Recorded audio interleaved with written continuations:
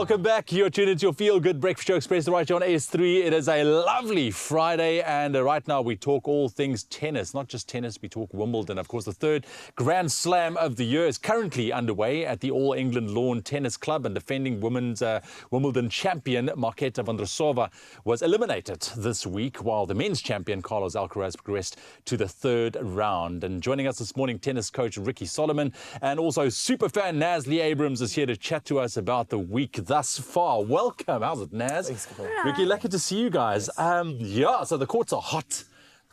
There's lots happening on there. I want to start with Marketa. Very disappointing. She's very disappointed in herself as well, as the defending champion being eliminated. I mean, what do you make of her performance, just looking at her on the court and the way she played? Well, last week we said that it would be tougher to defend her title. Only 5 women in the open area have done it. 2 of them in the last 23 years are Williams. But first round, it's the first time in history that a defending champion has gone out in the first round. Yeah. She was bitterly disappointed, but she's carrying an injury.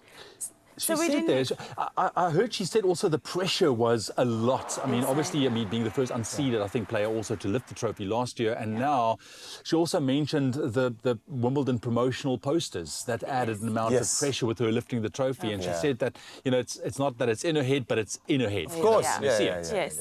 Now, being on the court is very tough. I tell parents of students that I work with, make sure your kid, before they come out to this match, they have no issues at home. You know, they must. It's a very hard place to be when you're on the court, and what she's saying is spot on. Just to have something else in there that takes your focus off your game makes it very difficult. Yeah, so do you think that played that major role in her loss? I mean, obviously that, and of course, yes, she had a bit of an injury as well, leg injury. Yeah. Hip injury. Hip injury, yeah. Very difficult on grass to not have all your limbs working. Yeah, and especially in an explosive game like tennis, you can only imagine. So, yeah, no, I know that she's heartbroken. I think fans of hers also heartbroken. Naz, how are you feeling? I'm heartbroken for her. I saw her cry, and it was a lot, a lot. But I'm very wrapped up. My emotions is wrapped up in Andy Murray at the moment. Yeah, okay. Do you foresee what does her future look like at this stage? Do you guys foresee? I mean, as a tennis coach as well, where she is currently. Man, this is going to be a hard loss for her. So mentally she will doubt her game a little. But she's still a very good player. I mean, these are top pros. They have coaches. They've got big teams behind them.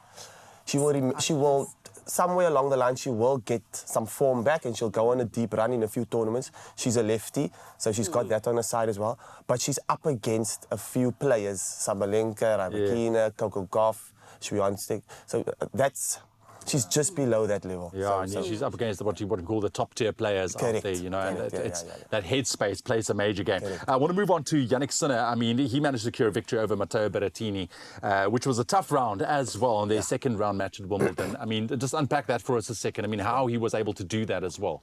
So I watched like the entire match almost. Berrettini has a massive serve, so that's what was keeping him in the game. When they were going toe-to-toe, Sinner is technically a little stronger, especially on the backhand side. So you'll notice that in the tie-break, big points, Sinner was doing just what he knew. He only had to win one of those break points. Very difficult to take Berrettini's serve, but in the tie-break, he can win 1 point. And that's basically what happened. And when it came to returning the serves, he just had to guess. So I noticed in the tie-break on the serves, no longer just standing still, guess, and then he just has to get that one return in, take that point, and then that's how he took it. And yeah, it was very, very close to the game, very small margins. I think like there was a point difference of maybe like 5 points or 6 points the whole match. So he only won 6 or 7 points more than Berrettini. So that's how close the game was. Exactly. Just quickly moving on to Carlos Alcaraz. He's now preparing to face Francis, and I hope I say the name correctly, Tiafoe.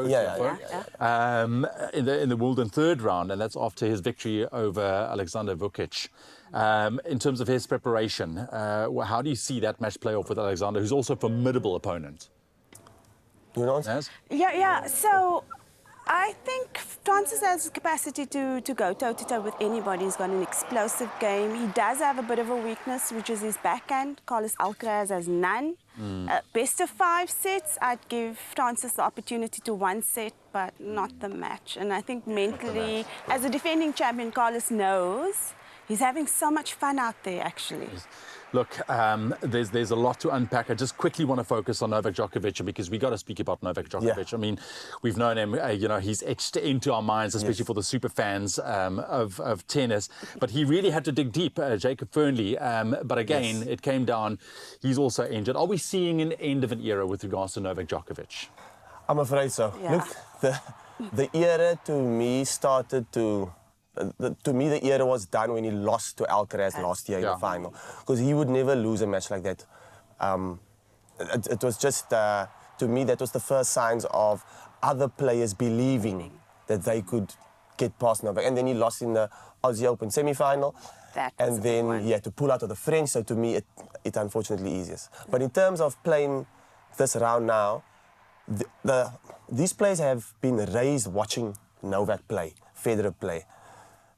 Rafa play, and they all have that, just the entry level of their play is the same like theirs now. Yeah. They're all solid, they can all hit the backhand down the line.